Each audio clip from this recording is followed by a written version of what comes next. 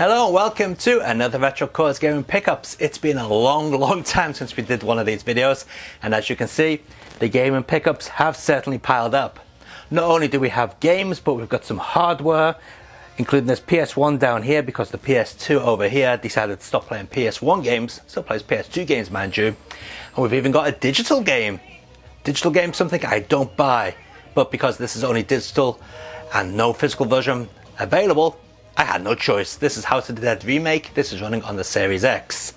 So let's jump into the gaming pickups. Let's take a look at all the games and a little bit of a look at the hardware. We'll be doing separate videos on the hardware in the future, but for now let's see what we've got. And then after we've seen all that, we'll take a look and see what games you guys have been buying. And believe me, there's a lot to go through. Okay, let's jump straight into it.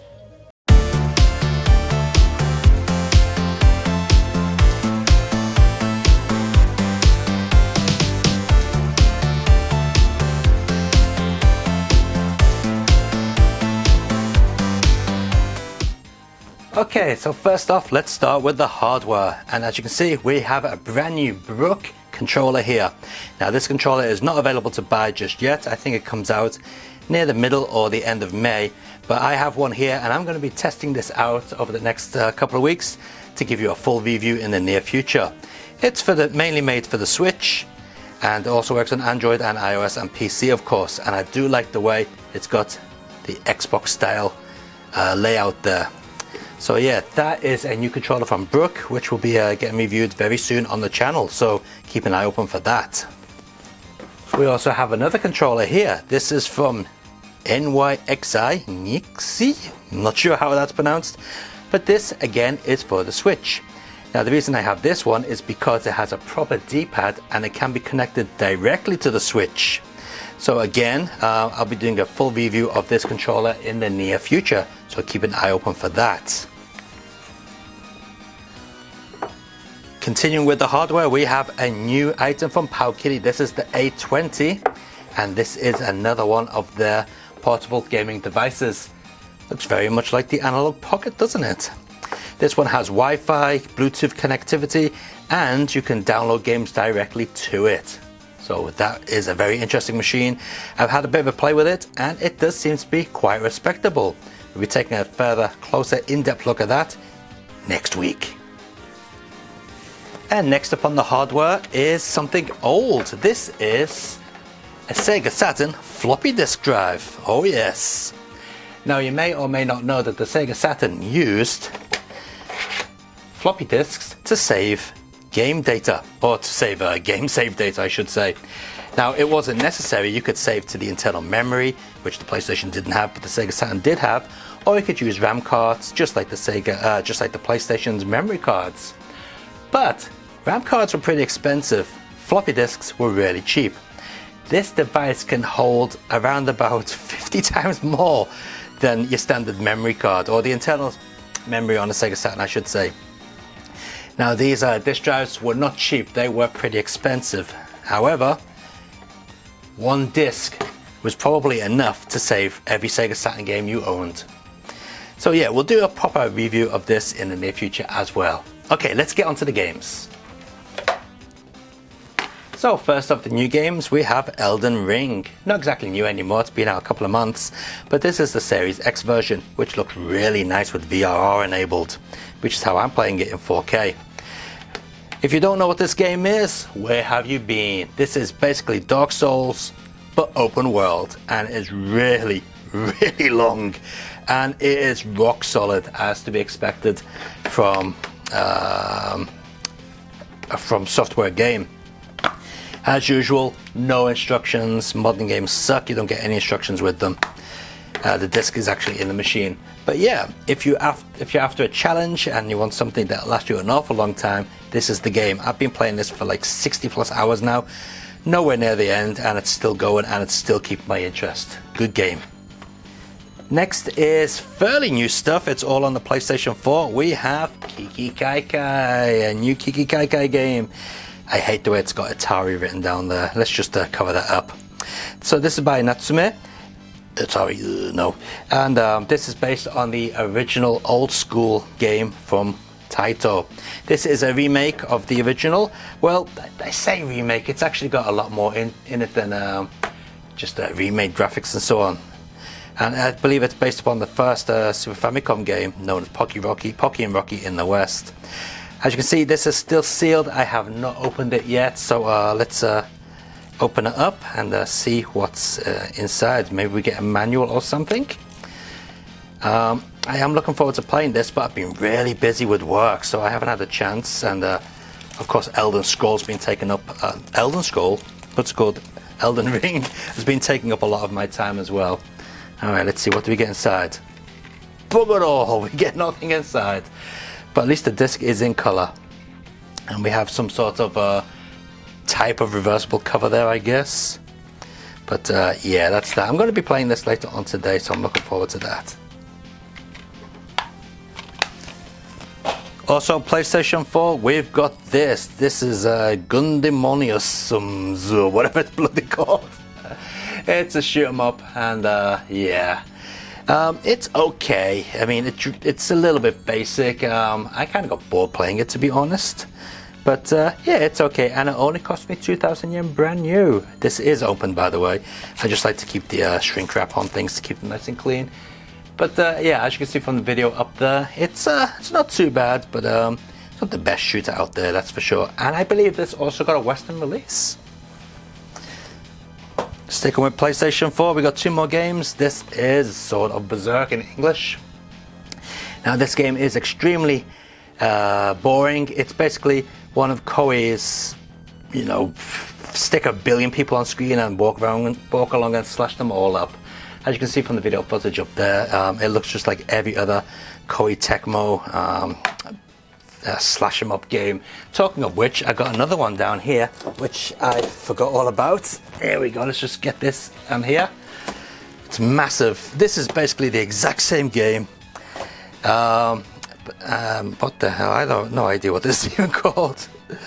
But yeah, it's same game again, isn't it? If you take a look at the back, you can see, yeah, we've got millions of people all over the place, and you basically slash them all up. And this has never actually been opened, so yeah, let's open this up on camera. I'm presuming everything inside is correct. Let's see. Now, I bought this for, believe it or not, 500 yen, and I bought it a couple of months ago, and I never even opened it. Let's see if we can get in here.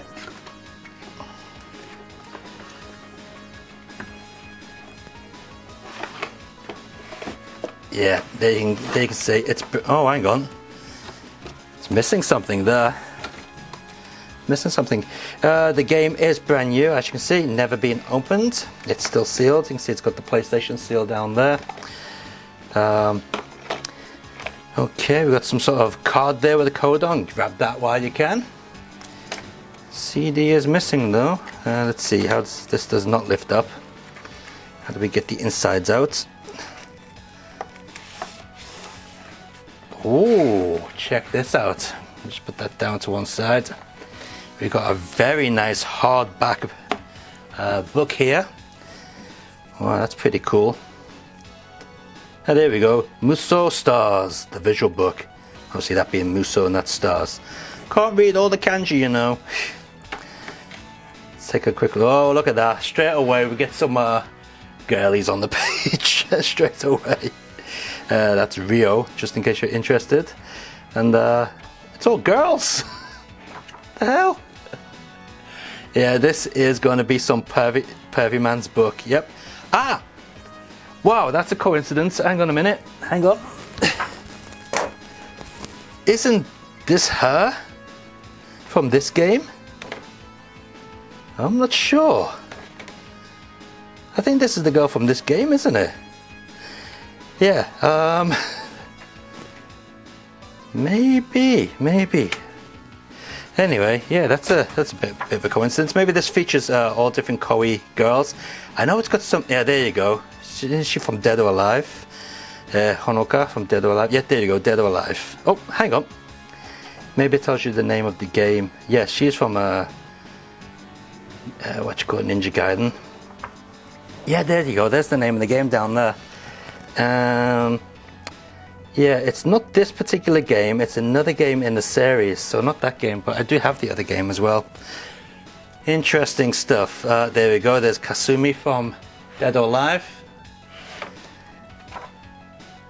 Oh, here we go. And we got some. Well, we got one or two guys. Yeah. All right. So that is that book. Interesting. Bit of a pervy man's book, I think. Whoa, bloody hell! Here we go. All right. So that's that. Let's see what else we get in that treasure box. All right. Let's just empty the content out onto the desk. Maybe this way is the best way to go about it. Yeah, that's it. Alright, let's see what else do we get. We get this cloth. Looks like some sort of a table mat type thing. Full of anime girls.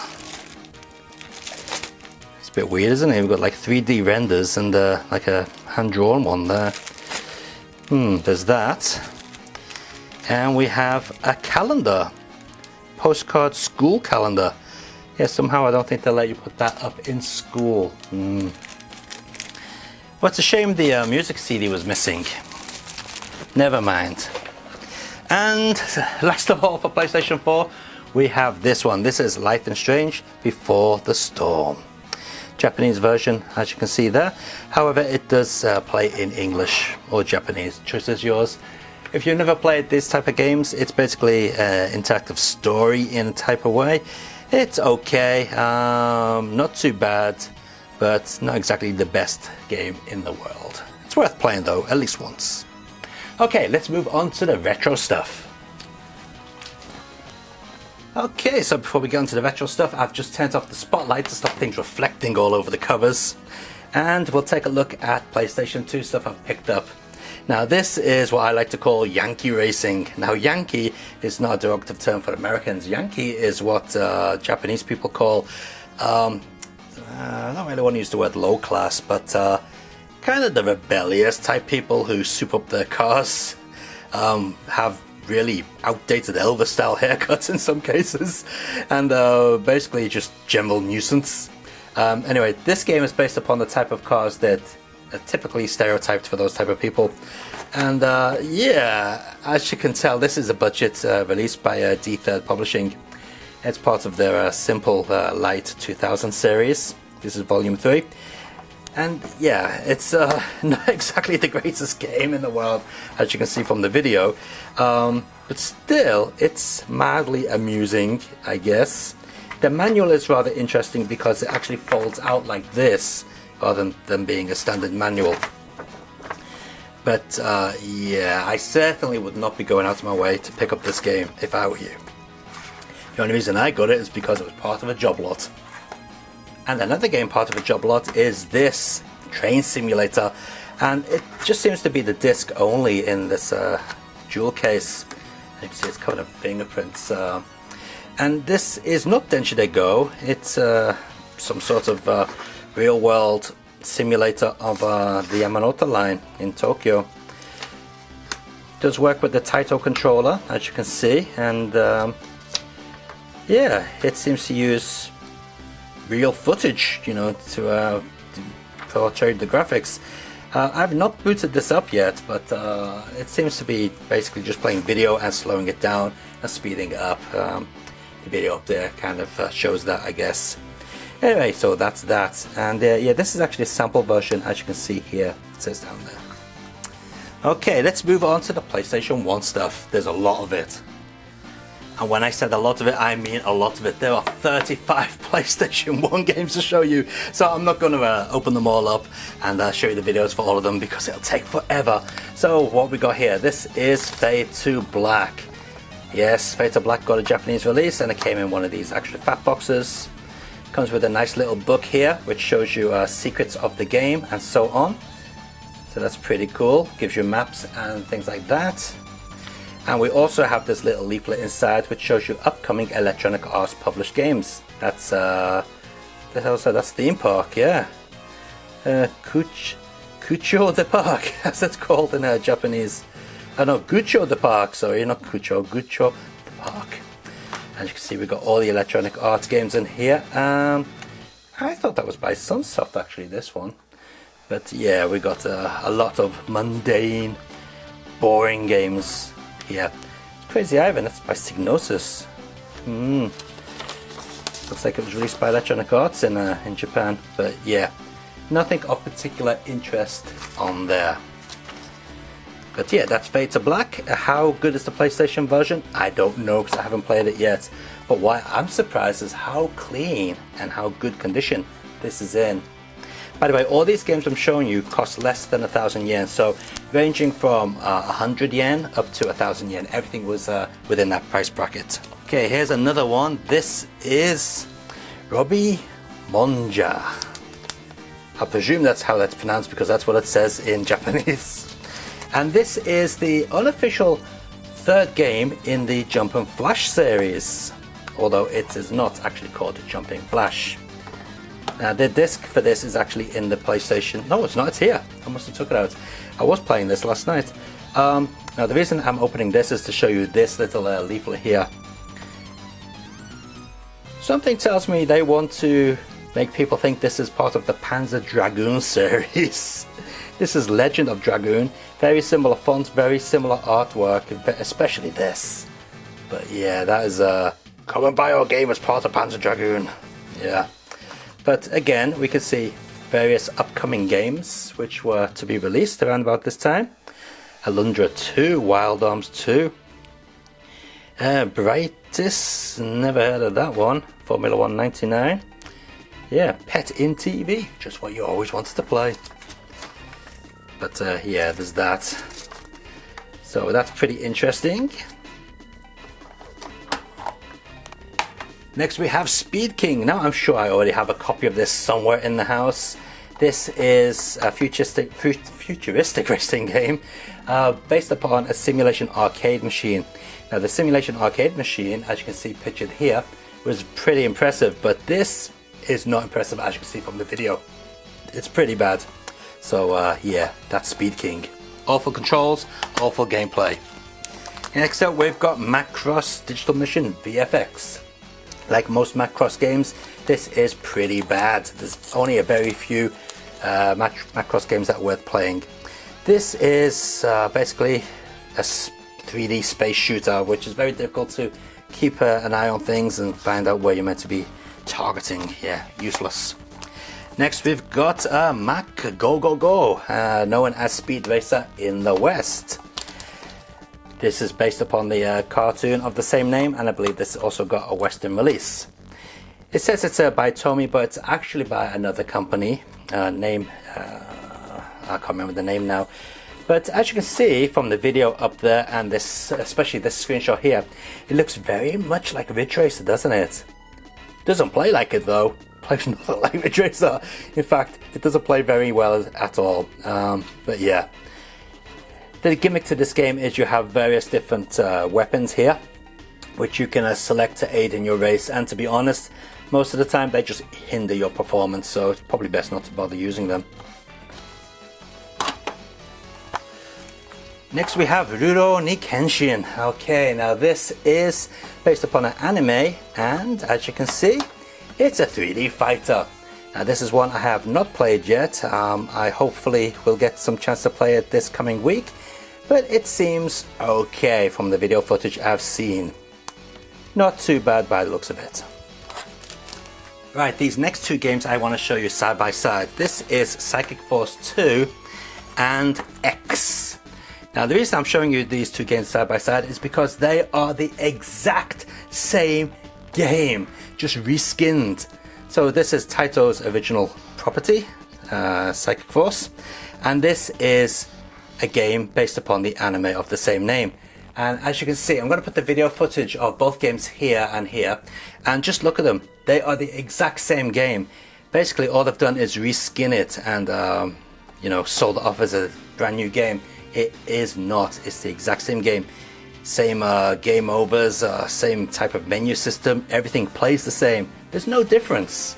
So that is very cheeky, and I was quite disappointed because I thought this might have been something a little bit special, but it wasn't. Oh, and just for the record, this one's the more appealing game because it's got the better art. Okay, next up I'm going to show you two more games together. This is Air Race Championship and what the hell is this called? We see Pro Heat 5000. Now these two games are basically racing games in airplanes, and one of them was the sequel to the, I think this is the older one. Yeah, I think this is the older one and this is the new one. Now the older one runs okay, it's a little bit choppy, but you know, the frame rates could be better, but it's playable. The new one is awful.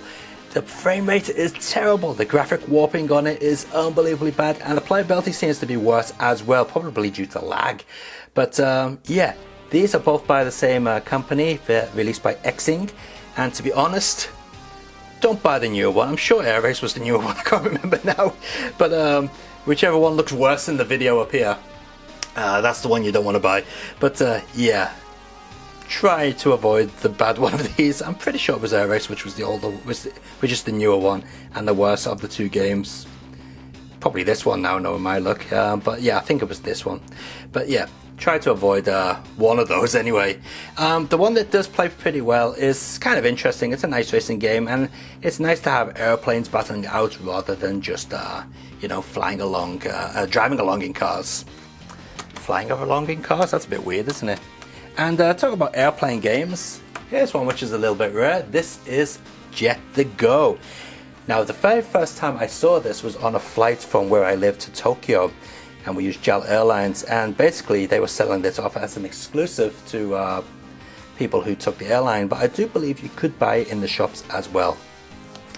And basically what it is an airplane version of Denchide Go. However, you can't just take off and fly wherever you want. You do have to follow certain missions and parameters in order to be successful. You can see I flew from here, Fukuoka, all the way up to around here, Tokyo, whatever. But yeah, it's okay, but it's certainly no flight simulator. Now here is a weird one, and actually part of a very popular series in Japan. This is Paka Paka Passion. Now, as you know, music games were really big in the 90s, mid-90s onwards. And this is one that didn't leave Japan, I believe, or may have got a couple of releases in Asia. And basically what you do is you dance to the different colors on these discs. So these discs will light up in various patterns, and then you have to hit a button or direction on the D-pad. This game was so popular, I believe it's got 4 sequels on the PlayStation alone. 3 or maybe 4. But yeah, this was really big in the arcades, and the arcade machine was kind of weird. It had just this one big button controller. It had a couple of buttons on it. Hang on, I'm sure they show you a picture of the PlayStation version you could buy in the manual. Let's take a look. Ah, there it is. Okay, that is the actual controller. And yeah, basically you just hit 4 buttons in time with the music. Very unusual game, and quite a rare one to see outside of Japan. Interesting stuff.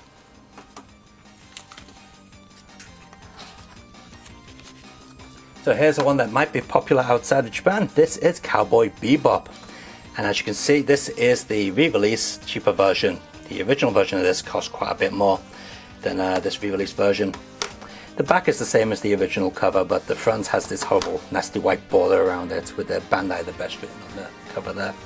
But as you can see, it is a 3D shoot 'em up, and a pretty decent one at that. Free roaming, you can go wherever you want, well, within reason, and blast away certain things and meet objectives and mission points and things like that.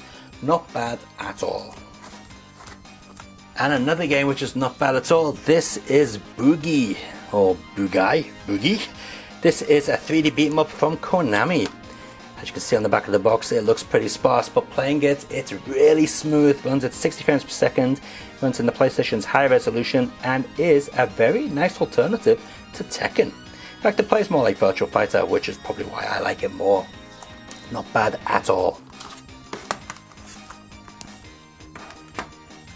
Something you don't see too much of these days, a pool simulator. This is known as Common Shot by Argent.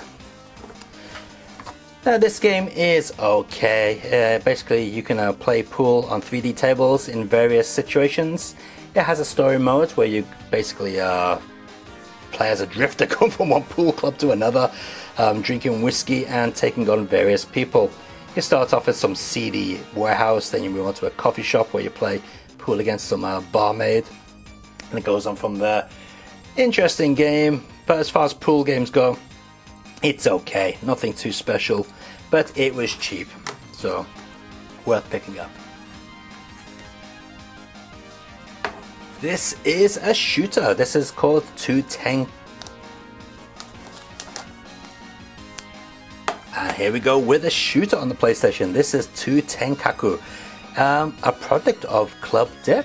Sony Music. Yeah, this is a game that kind of wants to be Donpachi or Dudonpachi, especially as you can see from the back of the box there with its massive smart bomb and so on. But the thing is, it is average at best. I mean, the video up there probably makes it look really good, but no, it is pretty much average at best. But I'm going to show you inside it, because not only do we get a color disc, as was the norm back then, but you get this poster, which probably is not going to fit on camera. But I'll show you this, if we can kind of show you in sections. Yeah, so that's that. Not exactly a great poster, is it? They would have been better off giving us some stickers or something. Anyway, that's that game.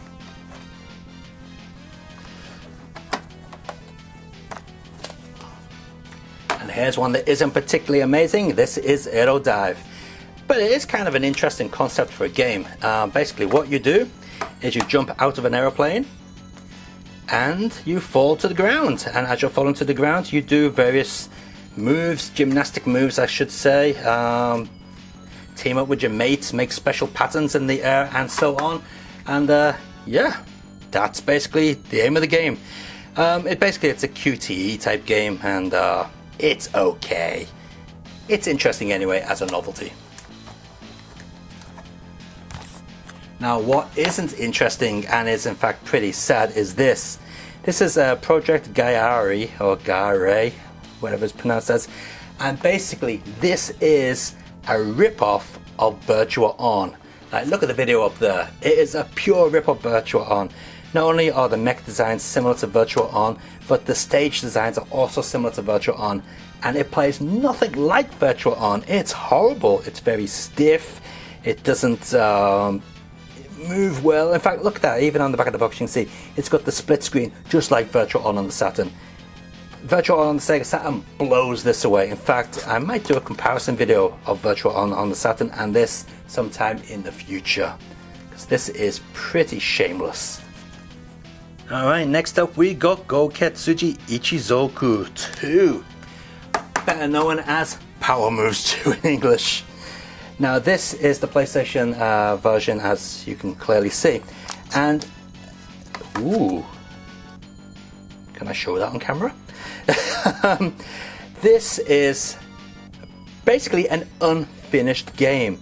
I'm surprised this got released. There is so much wrong with it. Like, for example, on one stage you'll be playing and the background actually splits down the middle and starts repeating because they didn't draw the background long enough. In other stages there's just no background, it's pure black because they didn't put in the background details, you know, that were featured in the arcade. Yeah, look, this is the stage which repeats Storm of the Sunset. The background just splits halfway down the middle and then starts repeating as if it's glitched out.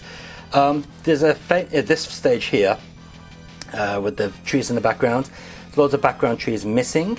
There's a famous stage where you're in a building and you're looking out the window and the background is pure black because they just didn't put in the background bitmap. I can't seem to find it here. But yeah, it's completely unfinished and I'm so surprised this got released in the state it is. I mean, it plays fine, but it's clearly not a complete game. But they still released it like that, and as far as I'm aware, they never ever fixed it with an updated version. No. Now, one of the very first games to be released on the PlayStation was Crime Crackers. And a lot of people know that, but did you know that Crime Crackers actually got a sequel? Yes, it did. This is Crime Crackers 2. And I'm going to show you inside this one because it has some very nice stickers, just like the original Crime Crackers did. And here are the stickers here. Look at that. So you get a little memory card sticker here and here. A lot of games came with stickers for the memory card back in the earlier days of the PlayStation in Japan. Then they kind of phased them out, which is a shame. And we also get a lovely color disc. That's a beautiful disc, isn't it? And a very substantial, thick manual with the upcoming games page. We'll take a look at that actually. But just look how thick that manual is. Wow. And it's printed on really nice paper as well. Got this lovely little comic book in the back. Lovely stuff. As you can see from the video, it is a 3D maze type game. It's okay, nothing special, but it is a bit of an improvement over the original. Taking a look at the new release games, we've got a couple of familiar ones here. We've got Prappa the Rapper, Everybody's Golf, Mina No Golf. There's Crime Crackers 2 there. It's got a different cover as well. That's on the Sega Saturn, that game. What's that? Let's see from here. Ark the Lad. Yeah, so a couple of interesting games there. I do like looking through these because sometimes you see different cover art or games that never got a release. Ooh, there's that awful Porsche challenge. Ugh. Yeah. Alright, so interesting stuff there. Okay, two quick games which you probably all know about. This is Parasite Eve 2 and Chase the Express. Chase the Express is actually made by the same company that made that rabbit game I showed you earlier on. So they basically, this is what can we call it? Resident Evil on a train, but instead of zombies, you got bad guys, mafia, whatever. And instead of being in a house, you're on a train. Yeah, basically that's what it is. It's a survival action game. And Parasite Eve 2, we all know Parasite Eve, so I'm not even going to bother going into that. So next up we have Elemental Gearbolt, which is a very nice fantasy-based on-rail shooter. And I just want to show you the back plate of this here. Look at that. Got lovely artwork behind the disc there, that's nice. And basically this is a light gun shooter, but you can also play it without a light gun, of course. And it's set in a fantasy-based world. It's nothing particularly amazing, but it is a nice nice change from the norm when it comes to these type of games. Oh, what's that? Some sort of case there. It's got a nice animated intro and so on. And we got another PlayStation Club leaflet. Let's take a look at this. Oh, it's the same that's in the other game. Alright, nothing different there. Now this one I bought on the thought that it's going to be good because it was released by Arc System. This is Xtor, and it's one of the worst games I've played in a long time. I don't even know how this got released. It's like some sort of homebrew effort. Basically, you're this ugly looking robot, as you can see from up here, and you just go around these maze-like areas, killing things, and yeah, that's enough of that. It's horrible. It's horrible. Now here's one that I want to show you, but I can't because I'm missing the toy that goes with it. So this is a 3D beat 'em up that uses a toy, and without that toy connected to the PlayStation, you can't actually play the game. Now I do have the special controller pack for it. Just a minute. There it is. Now let's just open this up, show you. It's excuse me, this one here. So basically what you do is you connect this to your PlayStation, and these things here, these connect to the toy, like the model, and the model that you make appears in the game, and that's what you use to fight. And it looks pretty decent, but without the model you can't actually fight anything, which is kind of stupid. So yeah, looking forward to seeing this at some point in the future. Alright, two more to show you side by side because they're in the same series. This is Kid Clown Crazy Chase 2. The first Crazy Chase game was on the Super Famicom or SNES. And this is Kid Clown in the Bombing Islands. So this game you can see up here, it's basically just an isometric viewpoint escape from whatever's chasing you down the road. Interesting, and it's good fun. And this one, as you can now see in the video, is basically a puzzle game where you got to explode all the bombs without killing yourself and leave you a place on the island to stand. So yeah, two fairly cheap games and two reasonably entertaining games. And just give you a quick look at the back of the boxes there. Yeah, not bad at all. And next up are two racing games. Okay, so this one definitely got a release in Europe because I remember seeing it. This is Burning Road, and Burning Road is basically a bit cheeky. It kind of rips off Daytona in one or two areas, from the presentation to some of the course assets and things like that. But the game itself plays nothing like Daytona. Basically, you drive along in these big 4x4 chunky cars, and yeah, you're bouncing all over the place and whatever. But I like it. It's interesting. Now, this is a weird thing. This Japanese version contains the European soundtrack, but also the American soundtrack. I didn't know the soundtrack got changed for the American audience. So the speaking in the European version is by a European person, not an English person, a European person. And you know, there's a bit of an accent, but the music is better. Now, when you choose the American soundtrack, you get the you know, the typical announcing American style announcement, but you get horrible guitar based music, and it's nasty. So it's a shame you can't mix the announcers and the music, but it's either one or the other. So I just keep on the European soundtrack. Now this one, Racing Groovy, not only does it take forever to boot up, but it's also not exactly a great racing game. This is Sammy's answer to Ridge Racer, and it's certainly not groovy. It's an average racing game with average looking tracks. So as you can see here on the box, it goes down all the different great things about here, like CDDA, ooh, to give you a super hyper cool BGM. Yeah, well, that's not really a feature, is it? Because most CD games do that. So yeah, they're clutching at straws there to make this sound better than it really is.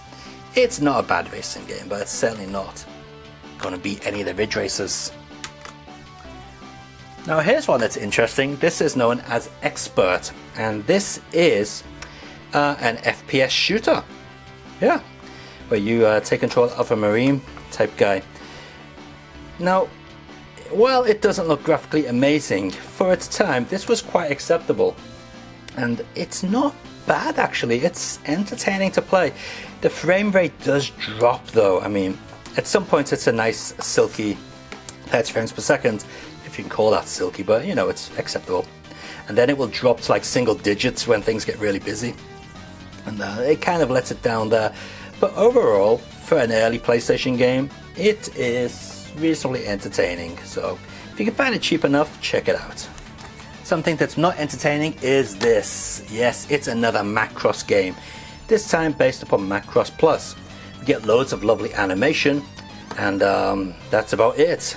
The rest of the game is a mech fighting game and a shooting game, and whether you're playing on the ground as the mech or in the air as the plane, they both suck.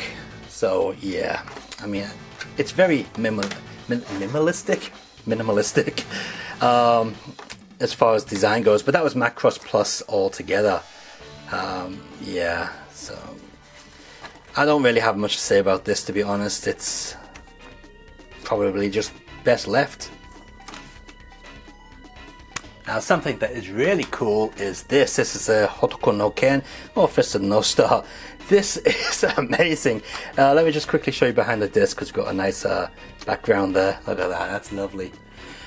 What this is a 3D beat 'em up with a story, and it's all done. It's all powered by the PlayStation. So, you know, we've got the big chunky 3D graphics, whatever, but it's got all the original voice actors, and it's got the original soundtrack and everything, and it's actually just really cool.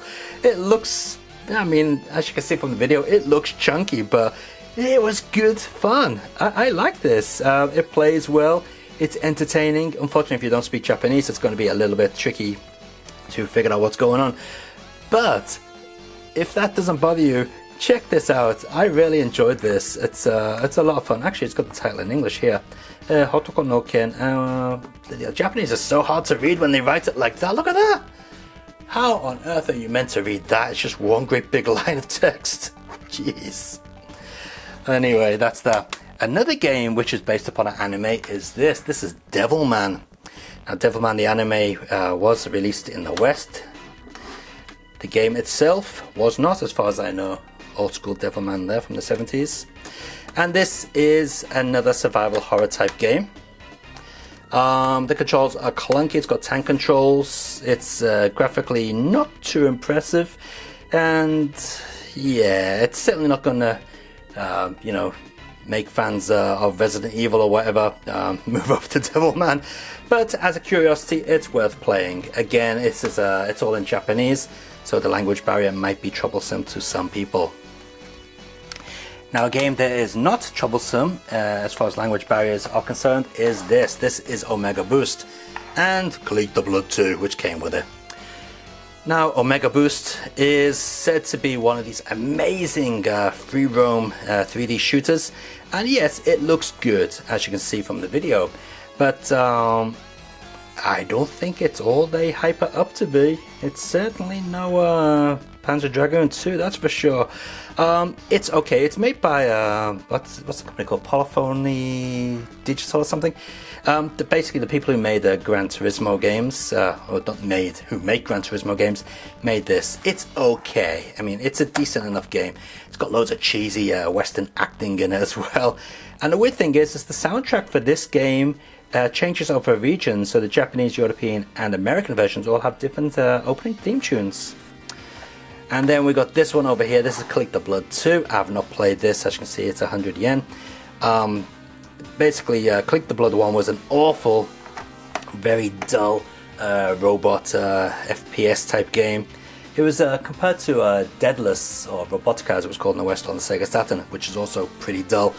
Now, the second one is meant to be better, but I haven't played it myself. I will play it eventually. Oh, well, look at that. We got some cards and stuff in there, but I don't see it being much better, to be honest. It's probably still the same boring, crappy game. But yeah, the thing that made the original so bad is the corridors were all the same. There was no variety in the way the backgrounds looked, so that's what really made it look bad. So there you have it. They are my gaming pickups since the last gaming pickups video we did, which was a couple of months ago now. An awful lot of stuff, and certainly a lot of PlayStation stuff. I seem to be going through phases, because before this it was an awful lot of PC Engine stuff. Who knows what I'll be collecting in the months to come. But yeah, they are my pickups, and we're going to take a look at your pickups now and see what you guys have been buying. But if you want to send in your gaming pickup pictures for the next gaming pickups video, send them to this email address down below here, and I'll make sure to feature them on the next video. So please do that. Okay, let's take a look and see what you guys have been buying. See ya.